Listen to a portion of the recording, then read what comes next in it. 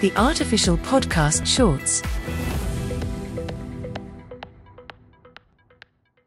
We look at, I guess, this greater discussion of being addicted to outrage and the fact that the angriness, we'll call it, the angriness of everybody tends to occur on social media platforms. Of course, primarily Facebook and Twitter, I think, are the big two. Is it? I think there's various people trying to point fingers, right? Like, it's the fault of the platform, but no, it's the fault of the user. Is there a fault of anybody? Is it the fault of the platform? Is it the fault of the user? This is something I know you and I have talked about, and I know we both view this similarly yet differently at the same time, so I'll let you start. I try very hard not to blame the technology. The technology hasn't got an emotion. Right, it's designed by people with the best of intentions, and every piece of technology, every tool, everything that's ever existed, really, typically is designed with good intention. But then somebody somewhere will use it for the wrong intention. So the tool is not the issue here. Like, humanity's got a real problem. And really what I believe is the internet reveals us.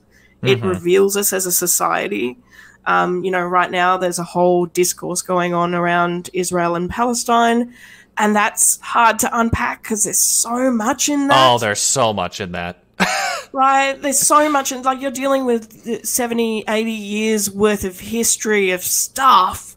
And it's impossible for you to, like, comment on it appropriately. There is no way It's impossible, right? So I always sort of bring back the humanity. Where is our humanity? Where do we find our humanity for people's lives and the value of a life?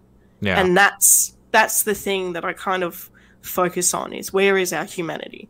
So, but again, we get distracted and overwhelmed and fatigued. Well, and the thing is, I very much agree with your point about it's not the fault of the tool, because the tool is just the tool, and there'll always be nefarious actors that come in to misuse the tool. However, a hammer is a hammer, right? So a hammer can be used to build something or break something. No, absolutely. And I agree with that 100%. Like, I've always been, I think, more on the side of, it's how we use it.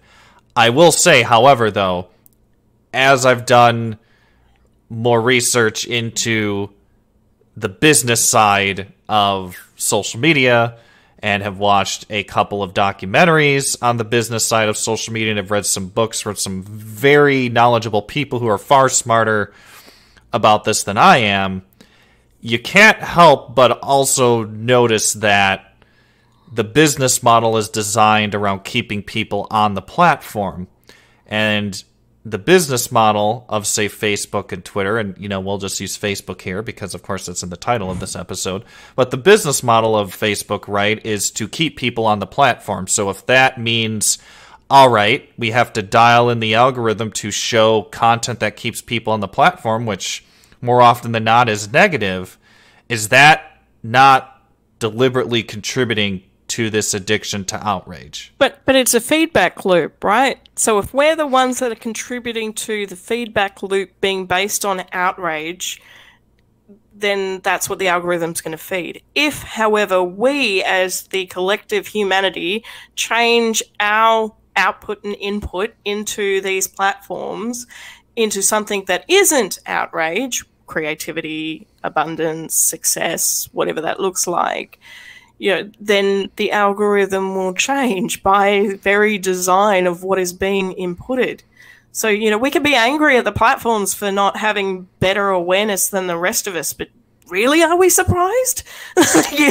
No, and that's a good point. I guess I'm looking more from it on the side of knowing that the dials are being turned in certain ways to keep people on the platform, knowing that there is this massive issue of misinformation, this massive issue of outrage porn.